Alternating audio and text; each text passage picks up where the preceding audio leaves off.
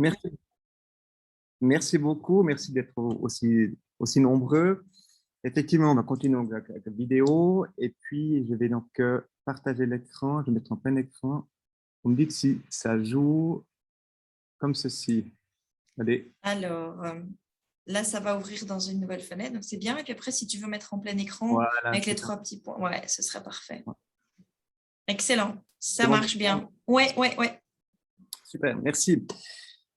Alors, donc voilà un petit peu mon déroulement pendant une vingtaine de minutes. On va parler du contexte, la problématique, la méthodologie que j'ai utilisée pour cette expérience, l'expérience aussi que vous allez vivre, la synthèse et la discussion. Et je vous propose d'avoir votre smartphone à portée de main. Vous verrez où peut-être besoin. Alors, moi je pars du principe que les outils sont au service de l'apprentissage et non l'inverse, et ce sera donc un postulat pour toute cette expérience. Concernant le contexte de cette opération, donc l'ERACOM, c'est quoi? C'est une école d'art et de communication à Lausanne. Pour les gens qui n'habitent pas en Suisse, donc c'est une école professionnelle, où là, j'encadre des jeunes qui ont entre 15 et 20 ans pour une année de transition. C'est des jeunes qui sont en train de chercher un apprentissage ou à la fois de rentrer dans une école, et puis on leur donne de nouveau des connaissances de base. Et pour ma part, moi, je donne le côté web, donc tout ce qui est Internet et web. Et notamment aujourd'hui, je vais vous parler du module HTML, CSS qui pose problème. Alors, justement, la problématique de base, c'est que devant ce code, comme l'a dit son prénom, mais la présidente, c'est pas vraiment sexy. HTML, CSS, ça peut faire peur, ça peut donner pour certaines personnes des boutons. Et puis, je me suis dit, mais alors comment rendre donc, ça fait quelques années que je donne ce cours, ça fait 2 ans pour être plus précis. Je me suis dit, mais comment rendre ce cours, cet apprentissage plus facile? Comment faire pour qu'il soit un peu plus amusant? Comment faire un apprentissage différencié et surtout qu'il soit accessible en tout temps? En fait, comment faire autrement? Et puis, j'ai finalisé par me dire comment rendre les élèves acteurs de leur apprentissage tout en collaborant davantage avec leurs pairs. Voilà. Alors, je me suis tourné vers le conte de l'apprentissage d'Edgar Dahl et je me suis intéressé au socle. Et je me suis dit, OK, alors 75%, 90% apprentissage par la pratique, enseignement par les pairs. Allez, ça, c'est déjà à mon début. Donc, je suis parti de ça pour lancer mon projet. Alors, la problématique, c'est comment devenir acteur de son apprentissage de manière ludique et durable. Et surtout, comment vérifier les compétences acquises. Alors, la méthodologie. Alors, j'ai déjà commencé avant, je vais faire étape par étape, hein, et j'ai commencé par leur soumettre un quiz pour voir leurs connaissances de base. Et ce même quiz, je l'ai remis à la fin de l'expérience pour comparer justement ce qu'ils avaient compris, ce qu'ils avaient acquis comme connaissances. La phase 1, donc après, vous verrez, il y a 2 phases. Hein. La phase 1, c'est donc l'acquisition de la matière, qui décrit aussi comment je me suis pris. Et la phase 2, c'est la création d'un espace d'auto-formation. Donc, la création des capsules vidéo. Vous allez voir que tout leur contenu, tout ce qu'ils ont plutôt appris par rapport à la matière que j'ai enseignée, que j'ai transmise, l'idée, c'était de faire des capsules vidéo qui vont durer 3 minutes, qu'elles soient partagées et qu'il y ait aussi une évaluation avec un quiz autocorrectif. Et à nouveau, je vais faire un focus après par rapport à ça. Alors, c'est bien joli tout ça, mais comment mettre ça en place? Alors, je vais mettre un scénario techno-pédagogique. L'idée, c'est bien entendu de définir les objectifs, c'est de savoir si les objectifs ont été acquis, si les étudiants ont bien compris, si ils ont, et ça c'est un point important, que les étudiants soient impliqués justement de leur apprentissage. Je me suis dit aussi, on va varier les méthodes pédagogiques. Et pour terminer, on va justement faire une évaluation. Donc voilà ce que j'ai mis comme process. Donc je me suis inspiré de la méthode ADI. Et on voit ici que j'ai une phase 1 qui est toute cette partie-là. et une phase 2 qui est ici. Alors, la phase 1, eh ben, je ne vais pas rentrer trop en détail, mais j'ai fait une analyse. Et ensuite, je suis parti sur le design. Et en phase 2, je suis parti sur le développement, comme j'ai expliqué, des différentes vidéos, plutôt des différents contenus qu'ils avaient acquis pour en créer des vidéos. Alors, je vais m'attarder juste sur la phase 1 actuellement. Donc voilà, c'est un focus de ce que vous avez vu. Qu'est-ce qu'on voit? On voit qu'ici, on va considérer ça comme un module, ou un module qui a 3 thèmes. Il y a le thème des zones graphiques, c'est-à-dire de trouver les éléments par rapport à une page où se trouvent les différents éléments graphiques, et puis comprendre où ça se trouve. Ensuite, il y avait tout ce qui était balise HTML et CSS. Donc là, on est dans un système, on va dire macro encore, scénario. Pour aller c'est un peu plus fin, qui a une granularité plus fine, j'ai choisi, et on le voit ici, là, un micro-scénario avec la méthode PAF, qui est présentation, application et feedback. Pourquoi j'ai choisi ça? Je vous rappelle qu'on va donner du code. Alors, je préfère, et c'est ce que propose ce modèle, donner un tiers de présentation, où là, justement, je vais donner les explications, et surtout 2 tiers de l'application du contenu. Donc, ça me semble intéressant, et j'ai fait ça pour chaque cours avec un récapitulatif, on va dire, qui explique pour chaque séquence, excusez-moi, ce que j'allais faire. Voilà ce qui était pour ceci au niveau de la phase 1. Alors, ce que j'aimerais vous dire par rapport à ça, c'est qu'on a tous en général, c'est que les élèves travaillent, qu'ils soient autonomes. L'objectif, c'est d'acquérir ces fameuses bases théoriques du cours zone HTML et CSS. Et l'apport attendu, c'est de réaliser des exercices que j'avais prévus. Maintenant, je fais un focus sur le point 2, ou plutôt la phase 2, où on va parler de... Donc, je rappelle, c'est tout le contenu, tout ce qu'ils ont étudié, ils devaient le mettre en vidéo. Et là, par rapport à ça, l'idée, c'était donc de travailler en équipe, de travailler à plusieurs. L'objectif général, c'était vraiment de créer des capsules qui soient réutilisables pour les années suivantes. Je parlerai encore après. Et surtout, d'avoir ces capsules qui sont un tout petit peu différentes dans le sens qu'elles vont traiter les 3 thèmes, mais selon une sensibilité. Je reviendrai sur ce mot sensibilité par la suite.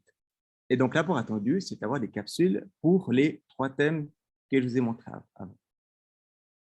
Alors, la première partie, tout ce qui était connaissance a duré 3 mois. Et là, j'ai donc donné sur différentes formes, à la fois du frontal, à la fois des vidéos, j'ai créé des vidéos, des tutoriels, à la fois des PDF, etc. Et donnant chaque fois des exercices spécifiques. Et ensuite, donc, je me suis passé sur l'expérience, justement ce qu'on va regarder ensemble maintenant, qui a duré 1 mois. Alors voilà, maintenant, je vous montre les slides que j'ai proposés à mes élèves, ce qu'ils ont fait, ce qu'ils ont reçu comme information, et comme ça, vous allez peut-être un peu mieux comprendre justement ce qu'ils devaient faire. Donc, j'apprends le code. On voit que les premières choses qu'ils devaient faire, c'est de relire la matière, de relire les PDF, de scénariser l'explication. Pourquoi on veut justement de faire le film qui va durer maximum 3 minutes et d'échanger donc ces vidéos entre pairs. Alors, je vais un peu rapide, relire la matière. Ensuite, on a les fameux 3 thèmes, les zones graphiques, l'HTML et les CSS. Et par rapport à ça, si je prends le premier, par rapport à ça, les zones graphiques, j'ai chaque fois mis des exemples pour leur donner, pour les, entre guillemets, cadrer, pour leur dire, ben voilà, dans quelle piste vous pourriez commencer à scénariser votre vidéo. Donc, j'ai fait ça pour le premier, pour l'HTML, la même chose, donc des petits exemples, et la même chose pour le CSS. Et donc, après, ils devaient scénariser leur vidéo qui devait durer 3 minutes. Là, j'ai mis une photo là, que j'avais prise. Donc, vous voyez, ils ont un storyboard, ils ont fait des petits schémas, ils ont écrit ce qu'ils allaient faire, ce qu'ils allaient mettre en place. Donc, ils étaient vraiment impliqués. Et ensuite, et là, je vais parler du mot sensibilité, j'aurais dit, OK, la présentation de votre vidéo, vous avez 3 choix encore. Vous avez soit vous filmez votre écran, soit vous, donc avec votre voix, soit vous faites un PowerPoint et vous rajoutez votre voix, soit vous le faites au niveau artistique. Les RACOM, je vous rappelle, c'est une école d'art et donc je leur laisse cette liberté justement pour développer leur potentiel artistique. Donc, ils ont filmé leurs séquences, ils ont monté leurs séquences. Et ensuite, ils ont mis sur Teams, parce qu'à l'état de Vaud, on utilise Teams pour tout ce qui est partage. Donc, on a mis dessus sur cette plateforme-là, où ils ont pu justement échanger donc, avec leur père. Et voilà, j'ai juste fait une synthèse qu'ils ont aussi reçue pour leur dire, voilà, il y a 2 périodes pour ci, 2 périodes pour la scénarisation, pour la production et la présentation. Donc, ils ont reçu ce package pour pouvoir justement produire leur vidéo. Alors, pourquoi je marquais aussi Geniali? Geniali, pour moi, c'était important d'aller un peu plus loin parce que c'est un peu statique Teams et je voulais que ce soit un tout petit peu fun et surtout, je voulais insérer, on va dire, un quiz un peu plus sexy, excusez-moi du terme, mais aussi qui soit un peu plus compréhensible et puis que ce soit à la portée de tous. Donc, par rapport à ça, j'ai choisi Geniali pour mettre après coup les vidéos. Et aussi, une autre chose, c'est que les vidéos qui sont produites, elles sont sur un Teams qui appartient à l'État de Vaud.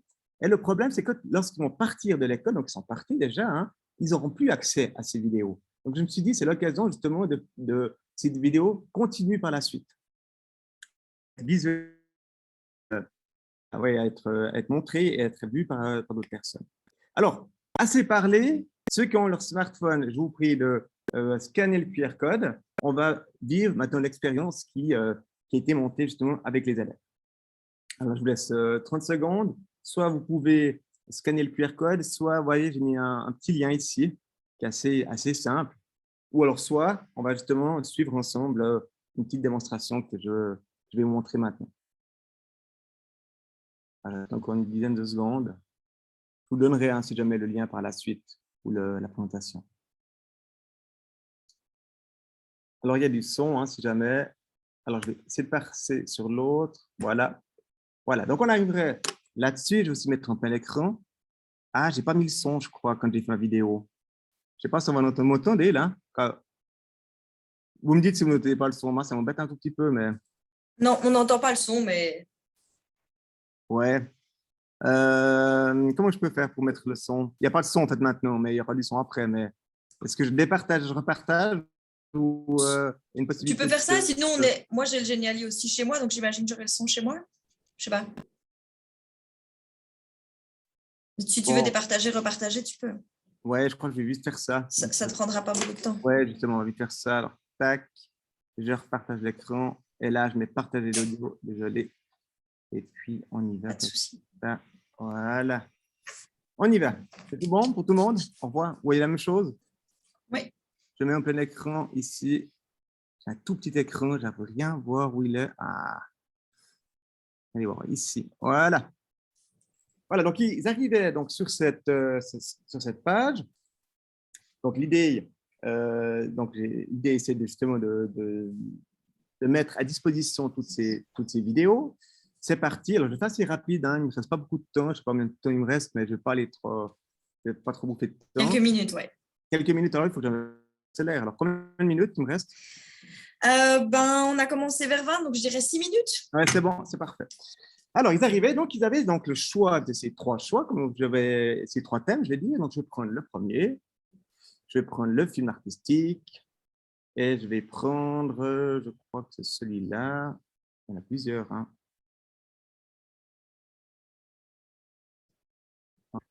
Je montre un, donc artistique.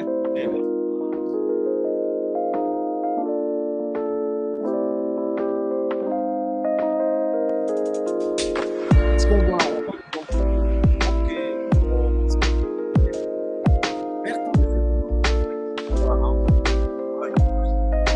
Par contre, David, on n'entend pas du tout ce que tu nous expliques avec le son de la vidéo qui va très fort. Vous entendez mieux là? Voilà, là on t'entend mieux toi. Alors c'est bon, le son, c'est juste pour vous donner. Donc c'était cette vidéo artistique, elle permet d'imprimer et ils ont mis ça dans la ville et ils ont voulu nous faire voyager au fait dans la ville par rapport à HTML. Bon, juste un truc qui est assez intéressant. Après, j'arrête ici. Voilà. La métaphore qu'ils ont fait là, c'est un peu le code. HTML. Cornu. Voilà. Pour montrer ce petit truc. Je vais revenir sur une autre vidéo pour montrer les différents styles. Alors, encore ici. Ensuite, je viens. Le PowerPoint, par exemple. C'est le 2, quoi, il y en a plusieurs. Hein. Ouais, celle-ci.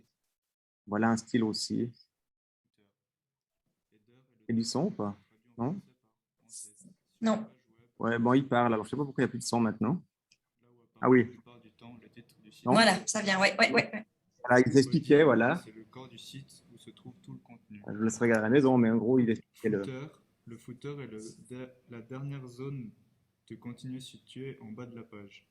On le retrouve généralement à l'identique sur l'ensemble des pages du site. Voilà.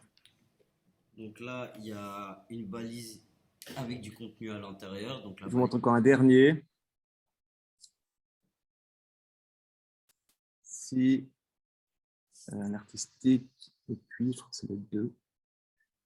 Là, il faut du son, par contre. Vous voyez, là, c'est comme le...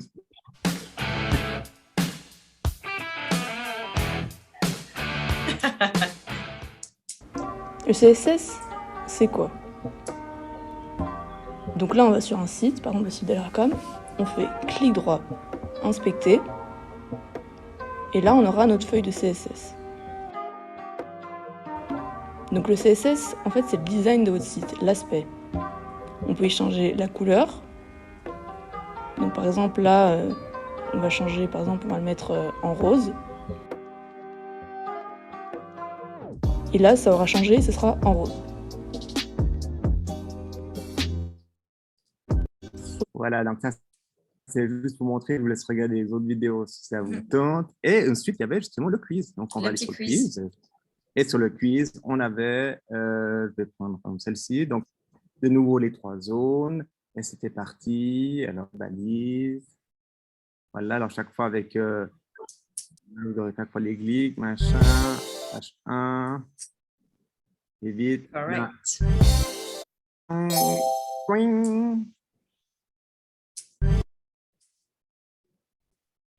Puis là, par exemple, là, c'est celle-ci. Alors que ça demande un petit peu d'explication. J'ai rajouté, ce n'était pas juste, c'est la bonne réponse, mais pourquoi c'est la bonne réponse. Feedback, donc, j'ai aussi insisté là-dessus. Le feedback était là pour... Et le quiz, c'est aussi les élèves qui l'ont créé.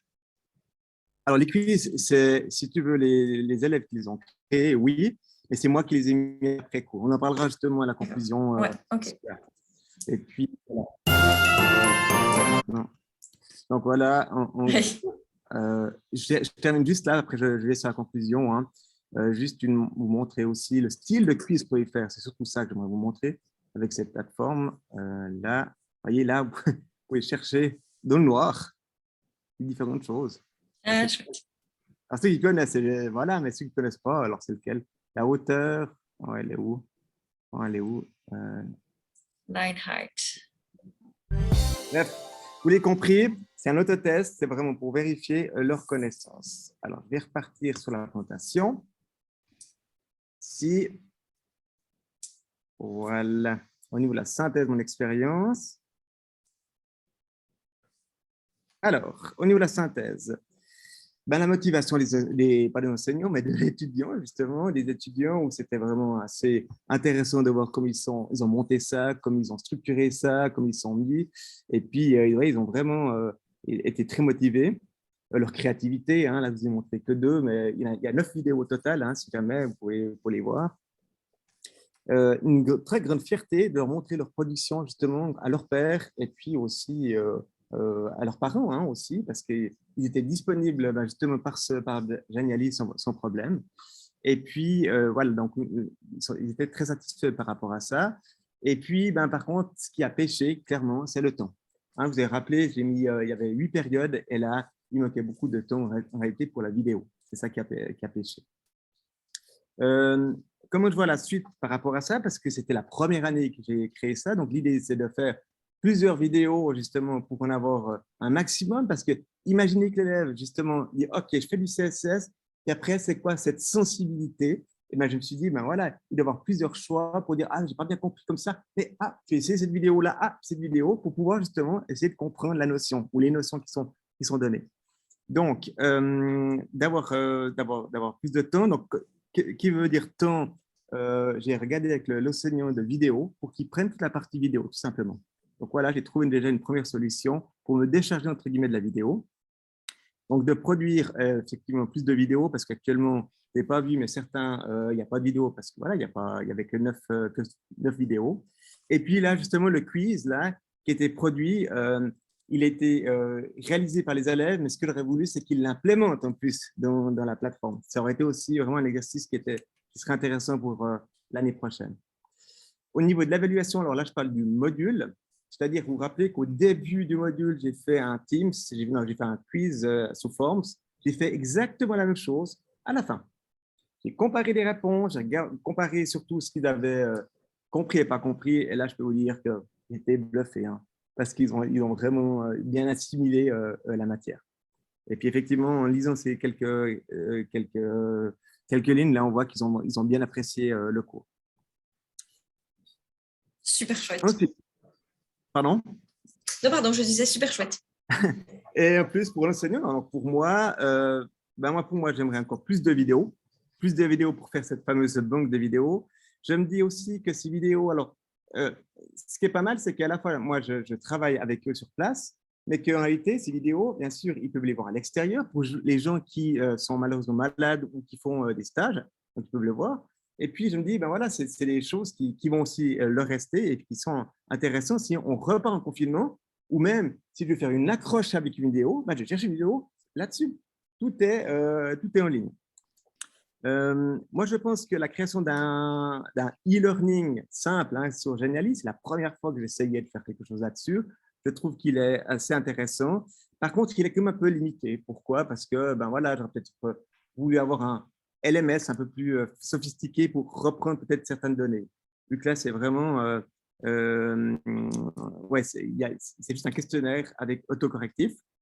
Dernier point que j'aimerais vous dire, c'est que par rapport au modèle ASPI, hein, on est bien dans l'innovation. Donc, moi, ça m'a sorti aussi de mon gond. J'ai été innové, mais les élèves aussi ont innové. Je ne suis pas le seul à avoir fait cet exercice.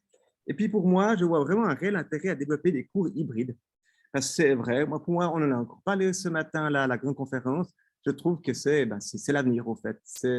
Cette pandémie nous a boosté le numérique, a boosté ceux qui n'étaient pas forcément pour. Mais je me dis, maintenant, révolutionnons un tout petit peu l'école et allons voir un peu plus loin en faisant des cours hybrides. Voilà, je terminerai par ceci. Clin d'œil. Et pour terminer, et je vous laisse. Merci pour votre écoute. Place aux questions. Super.